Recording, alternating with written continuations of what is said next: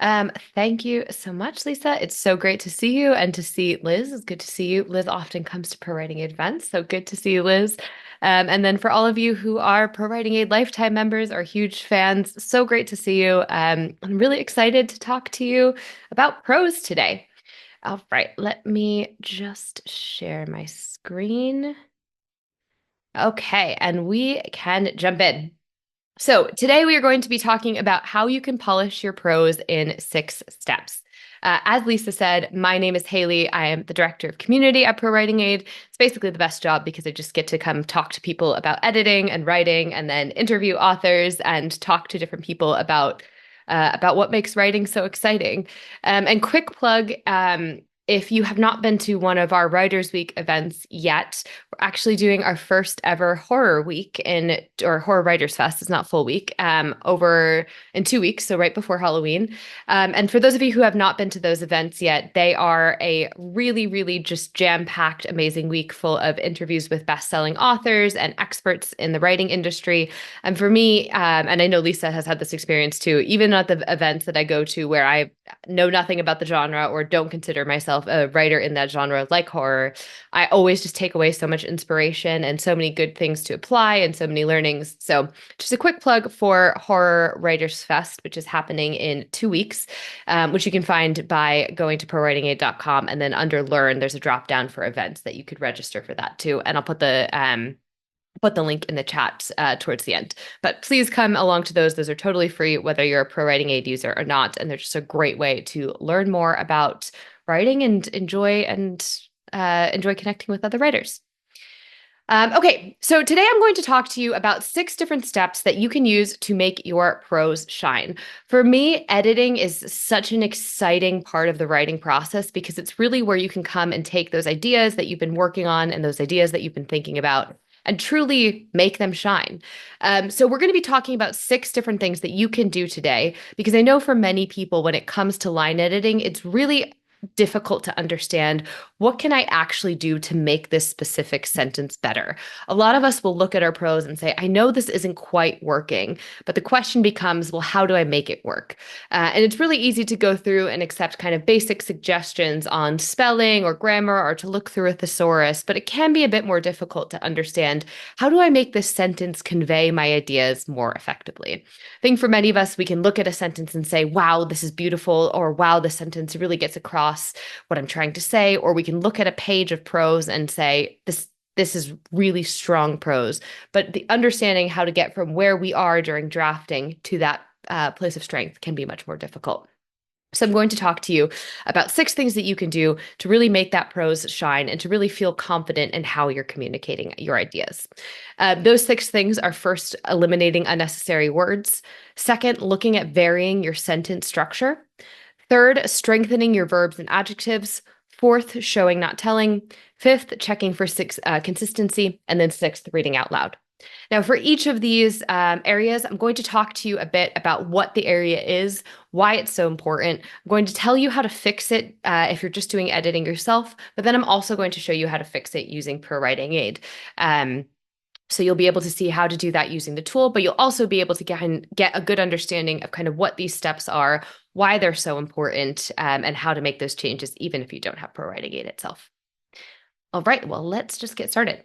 So as I just mentioned, I love the editing process because I really believe that it's your opportunity to make your writing shine. This is where you can transform your sentences and make them more clear and effective. So make those ideas that you have in your head really come across on the page, and do justice to the ideas. I think for a lot of time, for myself as a writer, a lot of the time I spend angsting over my writing is because I have something that's such a clear picture in my mind. Then when it gets onto the page, it's just not quite at that level of clarity and that kind of pristine movie that I'm picturing in my mind. So editing is where that's your opportunity to make that prose shine and to make those ideas come across. So this process, which can be really stressful for a lot of people, is actually a phenomenal opportunity with a little bit of guidance to make your writing more clear and effective.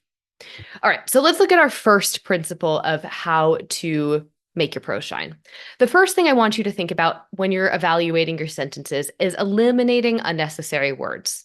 A lot of times, as we are going through our drafting process, our sentences will be long and unwieldy because we're simply trying to get ideas across. Now, when it comes down to line editing and when you're looking at your prose, the first thing you want to do is evaluate whether your sentences are getting your idea across in too many words and whether or not you could say the same thing in a shorter and clearer statement with fewer words. There are two things that really get in the way of this. One is having too much passive voice in your sentences, and one is filling them with too many glue words, which I'll just talk about in a second. Again, many of your sentences and many of my sentences are too wordy during that first draft because we're simply trying to get as many ideas as possible on the page.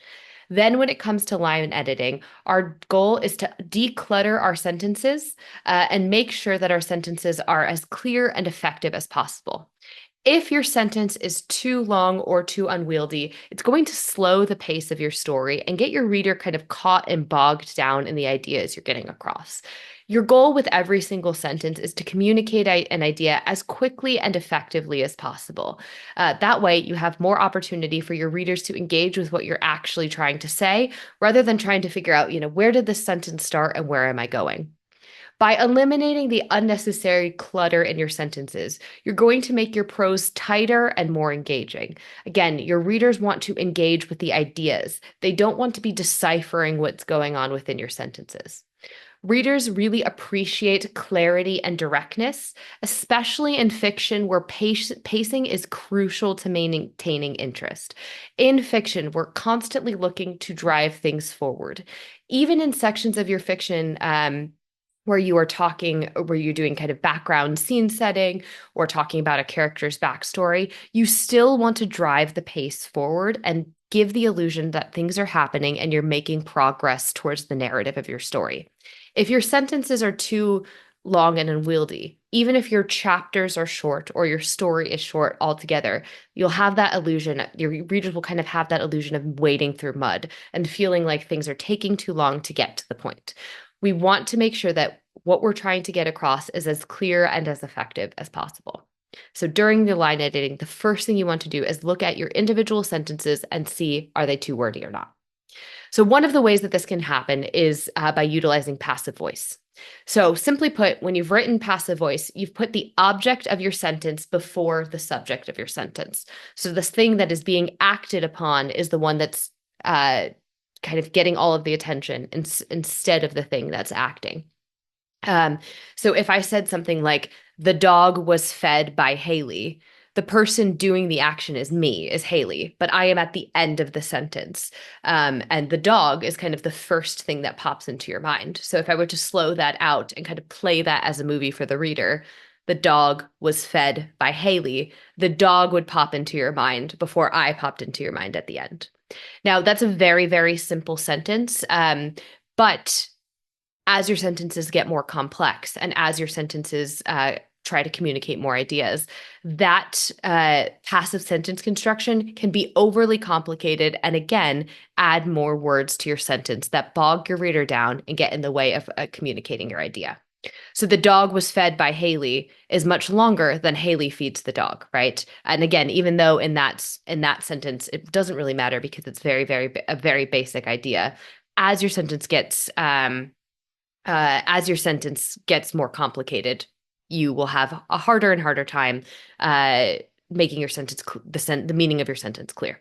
So passive voice is going to take the power away from your subjects and make your sentence overly confusing. So as you're going through sentence by sentence, you want to look for places where you have utilized passive voice and see if you can change that into the active voice by while still maintaining the meaning of your sentence. If you're going to switch from passive to active voice, you want to look for words like by, which we have here, which is a good indication that you have utilized passive voice. A simple way to then fix it is to swap the order. So instead of saying watched by the forest watched him. Again, we're saying the same thing, it's just in a shorter and more direct place. Now, you will not have to fix this every single place in your manuscript, but again, most passive sentence constructions are written in a way that takes power away from the subject and makes the sentence overly wordy and confusing. So during the line editing phase, when you're looking to polish your prose, you want to go there, find those instances, and choose the less wordy and more direct version. The other thing that a lot of writers do is use what we call glue words. So there are two types of words at ProWritingAid that we talk about in a sentence: glue words and working words. Working words are the words that contain a sentence's most essential information. So things like nouns, adjectives, verbs. You cannot change them or the meaning of the sentence would change. So if I go back to that very simple sentence, Hayley feeds the dog, all of those are working words because if I changed any of those words, the meaning of the sentence would change. If I changed Hayley to Lisa, the sentence would change. If I would change dog to cat, the sentence would change. If I changed walked or feeds to walked, the meaning of the sentence would change. So those are working words, the essential words in the sentence. Most of the other words, so prepositions, conjunctions, articles, are words that make the essential pieces of the sentence stick together. But oftentimes as writers, we use too many of them. So we can reduce, remove, or replace those glue words to make the sentence more clear and effective. So if we take this example here, the detective walked over into the back of the hospital looking for a piece of evidence that he could use in order to prove that a hypothesis was correct. We have some clear working words in here, words like detective and hospital. We could not change detective or hospital without changing the meaning of the sentence. So if I changed detective to policeman, the sentence would change. If I changed hospital to school, the sentence would change. But there is a lot of filler here. So for instance, we have the detective walked over into the back of the hospital. I could just say the detective walked to the back of the hospital. Or I could say the detective walked behind the hospital. All of those are sentences that say the same exact thing, but say it in clearer, more effective prose. So at this line editing phase, this is one of the things you want to look for. Have you overly stuffed your sentences with too many glue words? These are not words that are grammatically incorrect, but they're going to get in the way of making your sentence more effective and getting your meaning across in a way that becomes simple and clear. So let's take this sentence here. The detective walked over into the back of the hospital looking for a piece of evidence, etc. I'd love for you to try to rewrite that sentence in the chat, thinking of ways that you could reduce, remove, or replace those glue words. From the screenshot of ProWritingAid here, I've highlighted some of the glue words within the sentence. You can see that about 62% of the sentence is glue rather than working. But see how you could rewrite this sentence, making it shorter, clearer, and more precise by reducing, removing, or replacing some of these words. And you can just go ahead and drop that in the chat. Give everyone a second to work on that. Yeah, Heather has a great one. The detective entered the hospital searching for evidence to prove his hypothesis.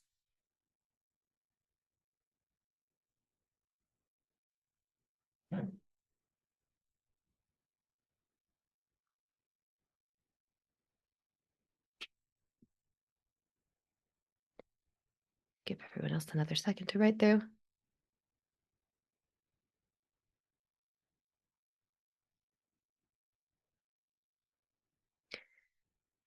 The detective searched the hospital for evidence to prove his hypothesis. Awesome. That's a great example of how we have two sentences that are really, really similar, but just have a slightly different verb in there. The detective searched behind the hospital for evidence corroborating his hypothesis. Nice. Love the word corroborating. The detective walked behind the hospital looking for evidence to prove his hypothesis. Perfect. These are great examples, all sentences that say the exact same thing, but they're tighter and more effective. Again, when we have a sentence that's by itself, it's easy to say, oh, you know what? It's fine. It's not too much. It's, the reader can still understand this. But as we're looking at the line editing phase, oftentimes we have these types of sentences back to back to back. So it can get incredibly fatiguing for your reader to try to wade through all of this information if every single sentence is overstuffed with too many extra words. So at this point, the first step, the first thing you want to do is try to synthesize your idea in your sentence down to the kind of bare bones of what you're trying to get across. How can you say this in the most simple and direct way? And I want to really highlight Joe's use of the word corroborating there, because one of the things that often comes across when I talk about eliminating unnecessary words or line editing is people worrying that being simple and clear means that you cannot use interesting words. And that absolutely is not the case. You can always look for ways to use more effective verbs, more effective adjectives, more effective language throughout while still being simple and clear. So it's almost thinking at this stage, every single word is precious. What's the best word I can use to get across my meaning and say in as few words as possible what I'm trying to get across? And we'll talk about that with adjectives and verbs as well. All of these steps really kind of build on each other, where in order to be as simple and clear as possible, you have to choose the right words. Because part of clarity isn't just being simple, it's also saying exactly what you mean. So using vivid verbs, vivid adjectives, a vivid word choice can get clearer around what you're saying. So again, as we're looking to eliminate, we're not just looking to cut to make it simple, we're also looking to cut to make it clear and make it really easy for our readers to understand exactly and picture exactly what we're trying to say. Okay, so that is our first step. You can use, you want to try to eliminate as many extra words as you possibly can. One is by fixing passive voice, and one is by removing glue words. And I'm just going to briefly show you how to do this with ProWritingAid. Now, I was just saying to Lisa before I started this, something has happened where I've accidentally turned off the rule with passive voice in ProWritingAid for me. This is unideal timing. But I'm going to show you really quickly. It's a good kind of lesson of how you can turn things off in ProWritingAid. So what I have accidentally done is disable a rule for myself. So if there's a rule like passive voice that you want to ignore, for instance, that here's a rule on redundancy, you can disable that by clicking here and by clicking the kind of highlight to disable a rule. So typically what ProWritingAid will do was highlight passive verbs like this. She was stunned by the beauty of the surrounding scene. And what it would do is suggest a way to re-say that. So say something like the beauty of the surrounding scene stunned her every time. So it'll highlight passive voice within the text, again, just like this screenshot has shown. I unfortunately disabled my passive voice rule because I was helping a customer. So you won't see it. So that was poor timing on my part. But just so you know, it will look like this. It would find passive verbs within your writing and then suggest ways that you might say that. Now, with glue words, on the other hand, which I fortunately have not disabled, you can see them in a couple of different ways. So first, here on the right-hand side, I have what's called the real-time checker. The real-time checker gives you feedback on your work in real time. So as you're writing, it calculates key scores for you. And you can select your document type to get custom scores depending on what you're working towards. So since this is a general fiction document, I have set it to general fiction. And we can see that my glue index is slightly outside of the target that I'm working for. So we recommend that your overall document has about 40% of those glue or filler words and 60% or higher of those working words. So this document overall has a larger glue percentage than we're looking for. It's a little bit outside of that 40% range. So I can then click into it and see the exact sentences that are contributing to that higher range. So within that document, I have two different ways, two different categories of sentences that are overly wordy and kind of stuffed with those extra or filler words. One is sticky sentences. Those are the ones that have 60% or higher glue words. So that's where I really want to spend my time working. And then semi-sticky are 40 to 60%. So sentences that you might want to take a look at, but could be pretty close to that 40% marker. For each of these sentences, if you highlight over it, ProWritingAid will show you the glue words that are in there. And then you have options for how you fix this yourself. And this is where I will tell everyone that your ability to change the text in your sentence really comes down to your level of comfort utilizing AI tools. So the first thing ProWritingAid will do is just find these glue words for you and identify them in your sentences. If you are not comfortable using AI as part of your editing process, that is where I would recommend you stopping. And that is still a huge amount of information for you to work with and a lot of time save of having to identify them yourself. So you could just use the tool like this, and you could find the glue words. You could find the sentences that have a higher sticky sentence index. You could find the glue words, and then you could figure out ways to change it yourself, just like we did in the chat. If you are more comfortable with AI, or if utilizing AI for inspiration is something that can help you, you can also click this Suggest Rephrases button. And the Suggest Rephrases button will show you different ideas for how you can rephrase that sentence to eliminate some of the glue words. Now, the rephrases, you can do a couple of different things with them. You can either take them as they stand and insert them into your text, or one thing that you can do is utilize them for inspiration and then work from that if you're really struggling to understand what you might want to do with a sentence. So again, for all of our suggestions, there's kind of a scalable approach to AI. For me, at the very baseline level, it just gives you information that would be really difficult to find and very time consuming to find on your own. If you're more comfortable with AI, you can use the AI for inspiration for how to rewrite. And if you're incredibly comfortable with AI, then you can utilize it to actually insert sentences into your text, but it really just kind of depends on your level of comfort. We have made a very specific and conscientious effort to make sure that any of the insertion of AI is never more than a sentence or two at a time. So you could never rewrite or generate an entire document with it. We work very specifically at the sentence level. And I'm happy to answer more questions about that later as we get into things. Okay. That is our first section. And I'll answer your question, Marty, on enabling a rule you disabled towards the end as well. Okay. The second thing that you want to do when you are polishing your prose is looking for how to vary your sentence structure. So repetitive sentences are exhausting for your readers. Repetitive sentence structure means that your prose will often feel flat or mechanical. If you vary your sentence length and your sentence structure, you will create this kind of dynamic musical rhythm, which will keep your reader emotionally engaged and enhance the flow of your writing. Repetitive or varying your sentence structure can also help control the pacing of scenes. So shorter sentences can help build tension or get across that action is going on, while longer ones will allow for reflection or description. So if I am in the middle of a battle scene, I will likely want to have short scenes that are building the tension and the action that's happening as many things are going on at once. If, however, I am describing a languid, beautiful morning and trying to set the scene of a fantasy story, those longer sentences might allow for the reflection or description I'm needing. But we cannot rely on one or the other throughout the entire length of our novel, or we'll have this kind of mechanical feeling for our readers, whether that is too many long sentences in a row or too many short sentences in a row. So as the saying goes, variety is the spice of life. So when you're looking to polish your prose, you're really trying to find variety in how you are starting your sentences and variety in the length of your sentences so that you're creating that kind of musical effect rather than the effect of he did this, he did that, he went here, he went there, which again just creates that kind of flat affect and makes your prose feel incredibly mechanical. So what you want to do is review your sentence lengths and structures to avoid starting your sentence in the same way over and over again. Your goal will be to fix repetitive and monotonous patterns. For instance, too many short sentences in a row, or too many long sentences in a row, or too many sentences that start in the same way. By mixing simple, compound, and complex sentences, you will create variety that's more engaging for your readers. So here's an example of a very, very repetitive paragraph. She walked down the empty street. The wind was cold. It howled through the narrow alleyways. Her footsteps echoed. She turned her collar against the wind. The city felt like a ghost town. She kept walking. Now, this paragraph is fine. There's nothing technically wrong with it, but the sentence structure is quite repetitive. We have a lot of sentences starting with she or her.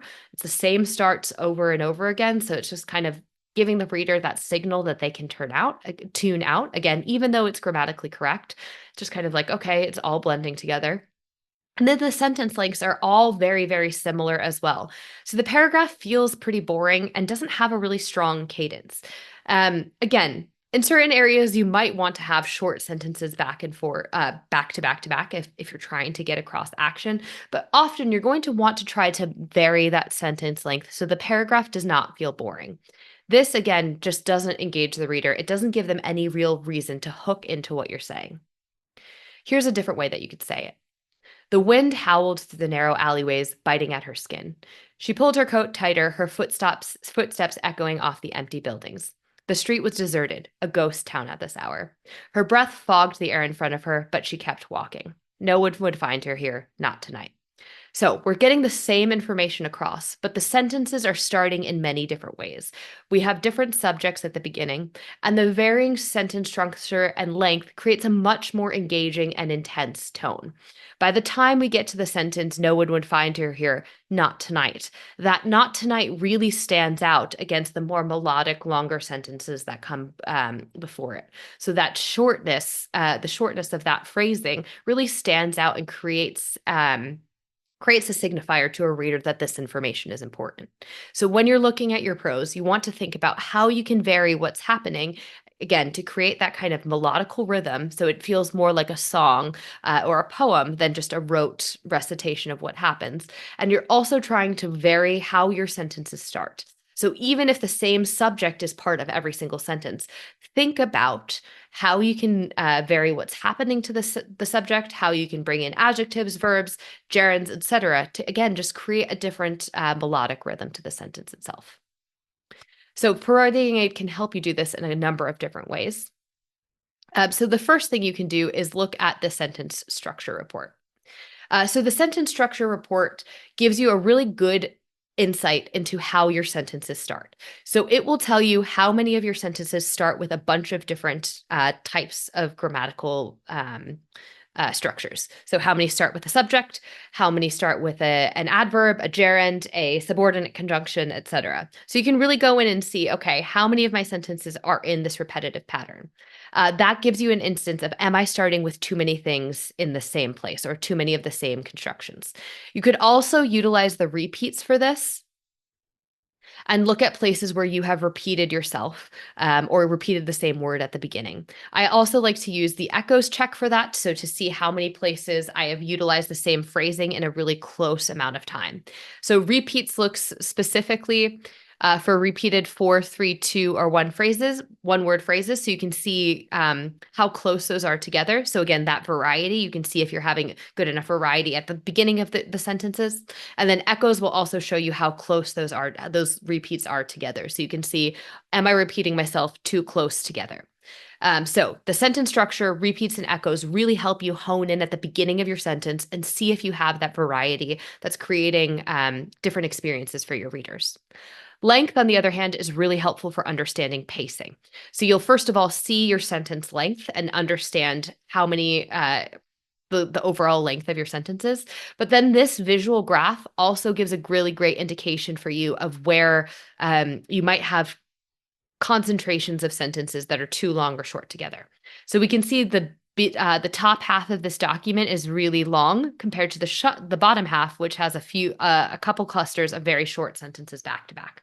Now, this might be fine, again, depending on the purpose of what you're saying. Perhaps at the beginning, you're doing more of that descriptive work, and then you're kind of getting into the action, which is what's happening here. We're kind of setting the scene, and then she's going into rock climbing. But again, what you want to do is understand your purpose and say, oh my gosh, am I doing too much of this for what I'm trying to get across? So too many long sentences when I'm actually in an action scene, or too many short sentences when I'm in a descriptive scene, or overall, do I have too many of one or too many of the other? It gives you this really, really nice visual representation of something that you would not otherwise find. And it can really help you understand how you can add variation to make your work more melodical and engaging. Okay, so that is our second step. So first, we're eliminating unnecessary words. Once we've got our sentences as short and as clear as possible, then we want to look at our sentence structure and make sure we're adding variety in there. The next thing we want to do is focus on the clarity of what we're saying by strengthening our verbs and adjectives. So you want to create vivid, dynamic prose as much as possible. As I said, editing your prose is about making it simple and clear. Simplicity is making sure that you're getting your words, your ideas across as clearly in as few words as possible. But clarity means that you need to also decide which words will help you in that journey, right? If you can only use so many words, we want to make sure those are the best words as possible. And choosing vivid, dynamic adjectives is how you do that. So verbs are the engines of your writing. Weak or passive or vague verbs are going to slow the actions, whereas adjectives add color or specificity to your writing, and the sentence is cut off. But weak or unclear adjectives are going to make your writing less vivid. That picture in your reader's head is not going to be as strong as possible. So you want to make sure that the words that you're choosing are helping your readers visualize what's happening and really feel the experience of what's going on. No worries, Terry, have fun. So here's an example of a weak verb. She walked slowly into the room. Walked slowly here is vague and passive. Again, this sentence is fairly short and fairly clear, but we can get the meaning across by choosing a more specific action. So saying something like she crept into the room conveys a more specific action and implies caution or stealth. So you're trying to think, how can I talk? Why is she walking slowly into the room? What's the intent for this character? And what's the word choice that best uh, implies the intent that I'm saying? So is she walking slowly because she's hurt? You might want to say she limped into the room. Is she walking slowly in this instance because she's trying to be cautious or imply stealth? Crept is a good word for here. So trying to think not just what is physically describing what the character is doing, but then what is the word choice that best reflects that? Again, this also allows us to eliminate an unnecessary word, because now that we've used a vivid verb and crept, we're actually cutting out some unnecessary words with the adverb walked slowly and making the sentence shorter and clearer. So again, as much as possible, you want to choose verbs and adjectives that get your meaning across and imply what you're actually trying to say. So ask yourself, why are they walking fast? Why are they walking slowly? What's the intent behind that? Can help you get towards a more specific verb or adjective that gets your meaning across. So again, another example of that. The wind was blowing through the trees. A stronger example of that could be the wind whipped through the trees. Blowing, again, it's fine, it's bland and static, but that kind of creates the sense of, I look out the window and the wind is blowing every day. However, the wind whipped through the trees gives that more intensity, gives that increased intensity. So you get this sense of the intensity and the motion, and the scene feels more lively and dramatic with the addition of the word whipped. Now, if that is not what you're trying to intend, and instead in the scene it's a gentle breeze, you might want to say the wind floated through the trees or something like that. But again, that specific word choice will help you get more clear on what you're trying to say so that your readers have a much more vivid understanding of what's actually going on. So that word choice gets you to make sure that movie that your reader is playing in their mind is as accurate to what you're trying to show as possible. And word choice really affects that. Similarly, with something like an adjective, the room was very dark. Very dark is vague. It could mean that, it's really dark because there's just the light of, your night light, or it's, there's a little bit of light shining through the window or something like that. It relies on an adjective to intensify the meaning here, but the word pitch black provides a much stronger, more vivid image of complete darkness.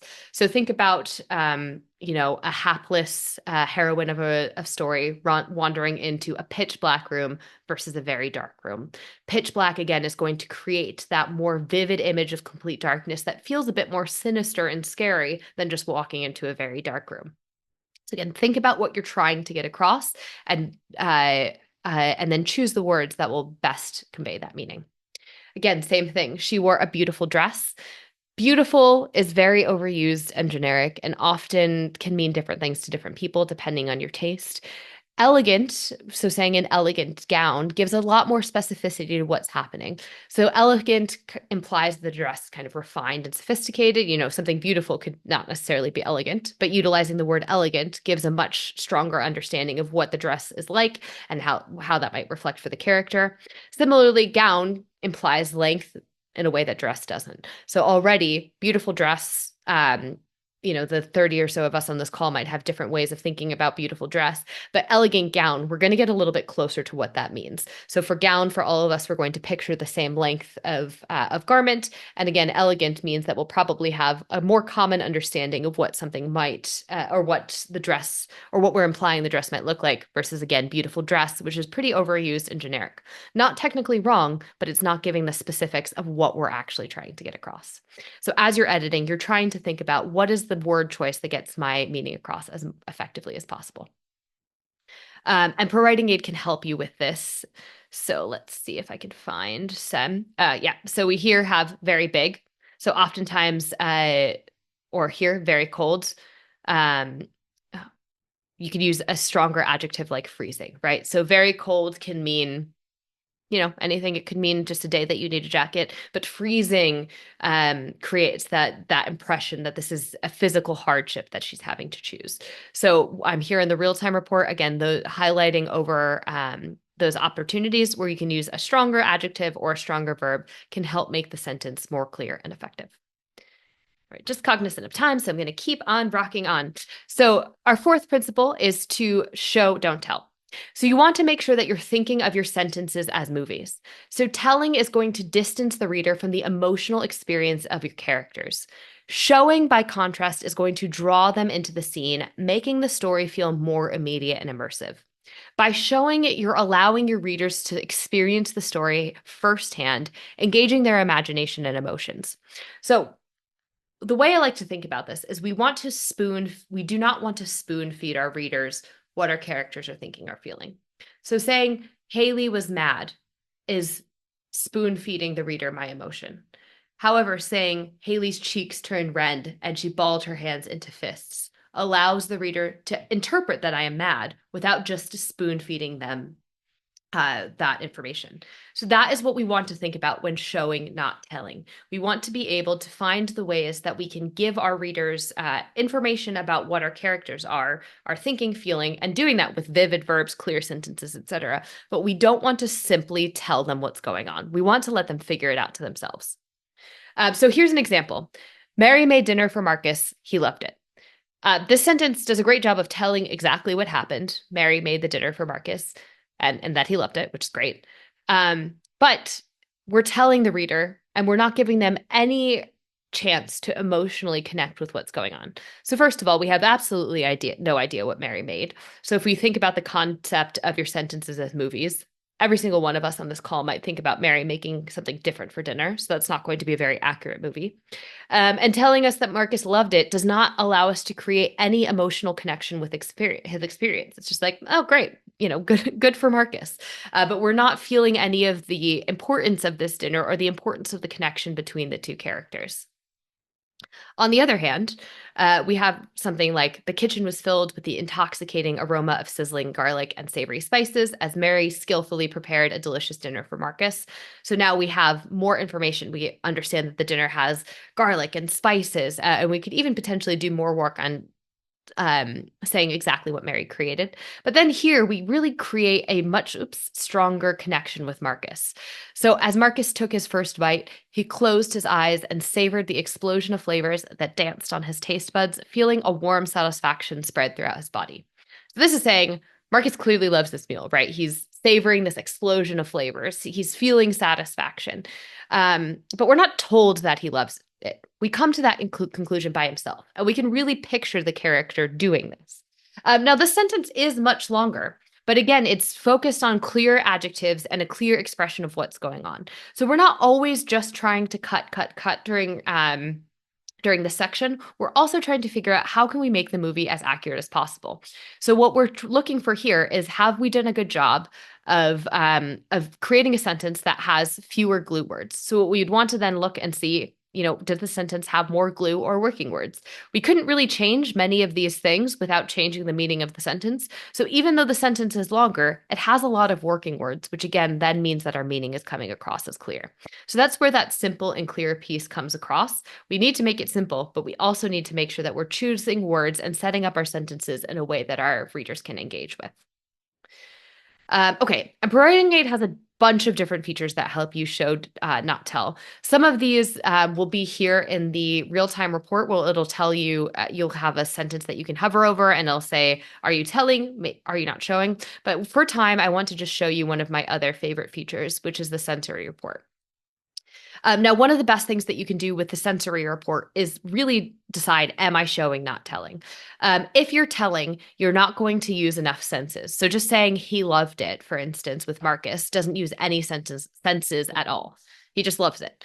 However, our second sentence gives us a really strong experience of Marcus's sensory experience of the meal. We have him tasting, we have him feeling something in his body. We before had Mary touching things in the kitchen. So we have a much more well-rounded experience of what's going on. And so looking at your use of sensory language is a really good indication of whether you're showing, not telling. So the sensory report gives you an idea of the ratio of sense words within your document. So you can see your sight, touch, taste, and sound, and hearing words. No, I'm missing one. Sight, sense, smell. Yes, smell. So it gives you all 5 senses. If one of the senses is not there, it won't show up. So like smell is not here, so it does not show up because I don't have any. And what you can do is utilize this report to see if you have done a good job of using different senses to create that feeling of showing, not telling. Again, the more senses you have, the more you're creating this immersive experience for your reader rather than spoon feeding them information. So one of the things you want to pay attention here is, have you utilized too many of one senses or too many while not using enough of the other? So I'm really, really heavily relying on sight words here. One of the things I might want to consider when showing, not telling, is creating a more immersive experience utilizing different senses. So I might want to have a more robust ratio that encapsulates all 5 senses, builds in smell, and then has a much more evenly distributed ratio than we have right now. And then again, depending on your comfort level of AI, there's also different ways that you can build senses into it. So for instance, if we took the sentence, Marcus loved his dinner.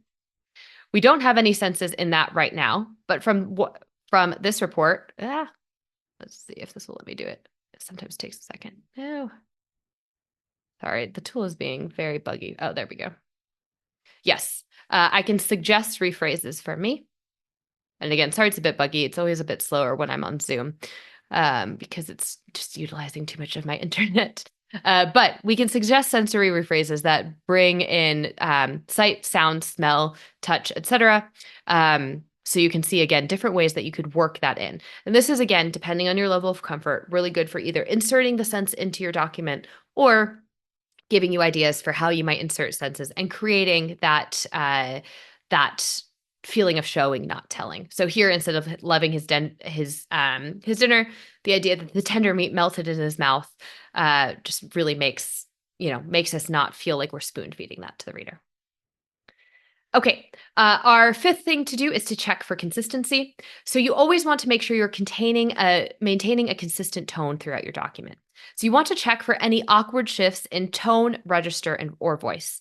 You want to ensure that your word choices, sentence structure, and rhythm are fitting the character's perspective and the emotional tone of the scene that you're writing. An inconsistent tone or voice will pull your readers out of the story and make it just disjointed or unfocused. Maintaining a consistent tone ensures that the mood of your scene is clear and that your characters sound authentic, which will help your readers become more immersed in the narrative. So here's a good example of a tone that doesn't quite match. So we have Joseph's heart stopped as he caught sight of the knife in Adam's hand. The knife was a shiny little thing, like a toy. So the description of the knife here as a shiny little thing is a bit of an inconsistent tone with what comes before. So Joseph's heart stopped implies that Joseph feels a lot of fear, or Joseph might be scared. But a shiny little thing like a toy might actually make the knife seem less serious or dangerous than it really wants to be. Now, again, all of this needs to take into effect the meaning of what you're saying. So for instance, if this is Joseph encountering a serial killer, the shiny little knife is probably bigger and we want to make it be scarier. However, if he's just talking to his toddler or seeing his toddler and actually it's a fake knife, then maybe shiny little thing actually fits for your purpose. So you need to, when you're thinking about consistency, think of the consistency of the larger document. But here, let's say that Adam is a threat right now.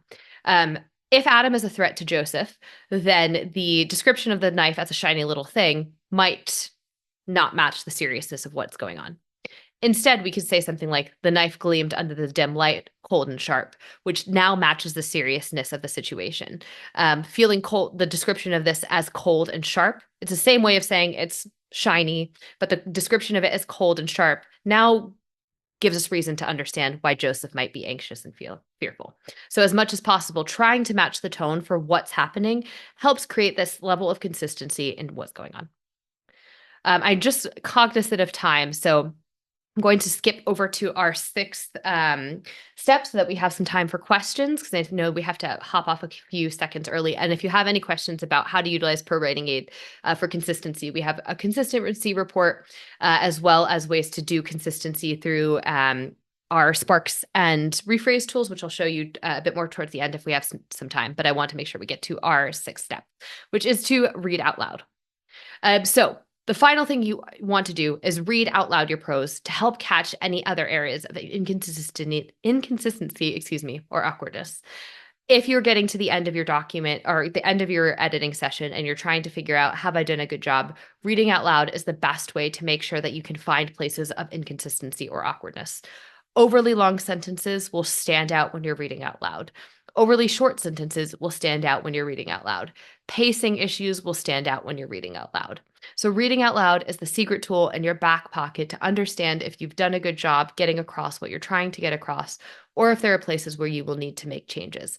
Same thing goes for pacing and sentence structure. Reading out loud will really help you catch that rhythm of, oh my gosh, there are too many short sentences in a row, or too many long sentences in a row, or I've kind of had that repetition. So reading out loud is really your superpower to make sure you've done a good job at steps 1 through 5 and to feel like you've kind of gotten to a place where you're happy with your prose and can move forward from there. Okay, so before we get into questions, we talked about 6 things today that you can do to make your prose shine. The first is to eliminate unnecessary words. Make your sentences as simple and clear as possible. The second is to vary your sentence structure. You do not want your writing to sound mechanical and to sound like you're doing the same thing over and over. Variety is the spice of your writing. Vary how you're starting your sentences. Vary your pacing.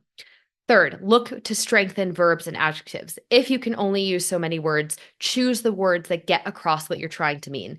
There are very, very specific differences between the wind blowing through the trees and the wind whipping through the trees. It says the same thing, but it creates a much different environment. You also want to show, don't tell. So do not spoon feed your reader information. Give them sensory information that can let them interpret what's happening for themselves. Check for consistency to make sure that the tone matches what you're trying to convey. And then finally, read out loud to make sure you've done a good job at all of the above. And I think we have a few minutes for questions here, if anybody has them. That's great, Hayley. Thank you. I love how you sped through it at the end. Yes. Obviously, we've got all of that right in there.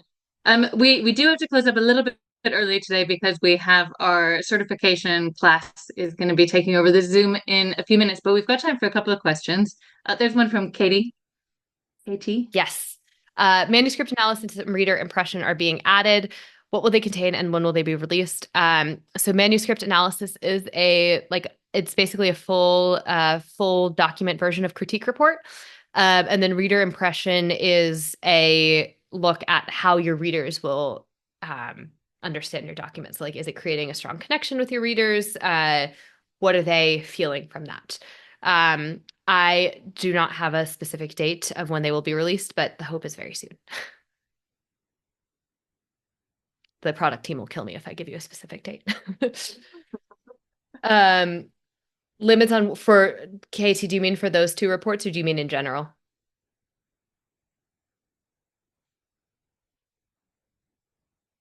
Those 2, I don't know yet what they will be. I don't believe the intention is to have a limit on word count. I think the intention is for them to be full document. And I don't know number, but that is part of why we're trying to figure it out because it's expensive to run reports on full documents. So trying to figure out what the best way to do that is.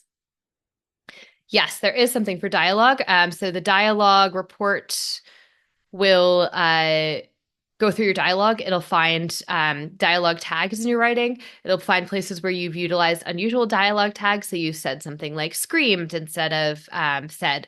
As much as possible, you want to try to utilize dialogue tags that just act as signposts rather than you want the dialogue itself to convey that somebody's screaming or somebody's upset rather than saying, Hayley said sadly. You want it to be clear that I'm sad from the dialogue. So it'll help you find unusual tags with adverbs, and then it'll also check for consistency of dialogue tag tense. So to make sure that you're not jumping back and forth between first person, or not first person, past, present, etc.